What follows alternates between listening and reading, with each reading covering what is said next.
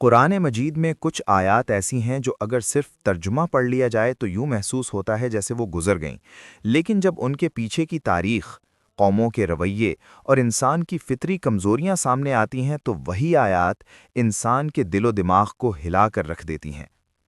قرآن کہتا ہے کہ یہود کہتے ہیں کہ عزیر اللہ کے بیٹے ہیں۔ سورۃ التوبہ آیت 30۔ یہ جملہ کوئی سوال نہیں بلکہ ایک اعلان ہے، لیکن یہاں ایک نہیں بلکہ کئی سوال پیدا ہوتے ہیں۔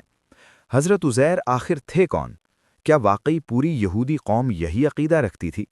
اگر تورات ضائع ہو چکی تھی تو وہ دوبارہ کیسے زندہ ہوئی؟ اور وہ کون سا واقعہ تھا جس میں ایک انسان 100 سال تک موت کی نیند سوتا رہا؟ یہ ڈاکیومنٹری انہی سوالوں کے جواب ہے، جن پر نہ عام خطبات ہوتے ہیں اور نہ ہی یوٹیوب پر سنجیدہ گفتگو کی جاتی ہے۔ حضرت عزیر بنی اسرائیل کے ان عظیم صالح بندوں میں سے تھے جن کا زمانہ حضرت موسیٰ کے بعد اور حضرت عیسیٰ سے بہت پہلے کا تھا۔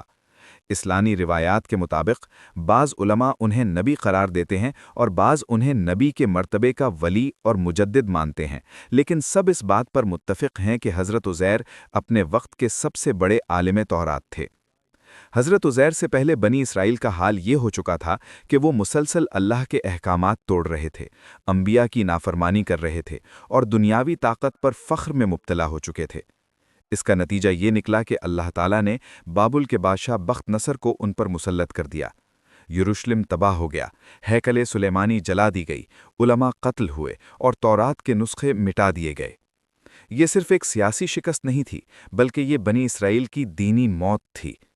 جب گرد و غبار بیٹھا تو بنی اسرائیل کے پاس نہ کوئی کتاب باقی تھی، نہ شریعت اور نہ ہی کوئی واضح دینی شناخت۔ نئی نسل تورات کے نام سے بھی ناواقف ہو چکی تھی، اور یہی وہ مقام تھا جہاں اللہ تعالیٰ نے ایک انسان کو منتخب کیا۔ یہ انسان حضرت عزیر علیہ السلام تھے، جنہیں اللہ نے قوم کے لیے علم و ہدایت کا محافظ بنایا۔ حضرت عزیر علیہ السلام نے نہ صرف تورات کو زبانی یاد کیا بلکہ اسے دوبارہ لکھوا کر قوم کو واپس دی تاکہ شریعت زندہ رہے اور لوگوں کو راستہ ملے۔ یہ عمل نہ صرف ایک معجزہ تھا بلکہ قوم کے لیے ایک آزمائش بھی تھی، تاکہ وہ سمجھیں کہ حقیقی ہدایت اور اللہ کی قربت صرف اسی کی طرف سے ممکن ہے۔ اسی دوران قرآن میں ایک اور حیرت انگیز واقعے کا ذکر بھی آیا، جسے بعض مفسرین حضرت عزیر علیہ السلام سے منسوب کرتے ہیں، یعنی 100 سال کی نیند۔ قرآن سورۃ البقرہ میں بیان کرتا ہے کہ اللہ تعالیٰ نے ایک شخص کو 100 سال کے لیے وفات دی اور پھر زندہ کیا۔ یہ واقعہ نہ صرف ایک معجزہ تھا بلکہ قوم کے لیے ایک سبق اور آزمائش بھی تھا، تاکہ لوگ سمجھیں کہ حقیقی طاقت اور زندگی کا اختیار صرف اللہ کے پاس ہے۔ لیکن کچھ لوگوں نے اس مرتبے اور اس معجزے کو حد سے بڑھا کر غلط سمجھنا شروع کیا۔ وہ کہنے لگے کہ یہ شخص عام انسان نہیں، یہ اللہ کا بیٹا ہے۔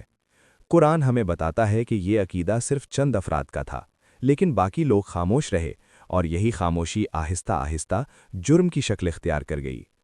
اللہ تعالیٰ نے اس عقیدے کو فوراً روکا اور فرمایا، یہ ان کے منہ کی باتیں ہیں، یعنی یہ وحی نہیں، نہ اللہ کا حکم ہے، بلکہ یہ انسان کی اپنی گھڑی ہوئی بات ہے۔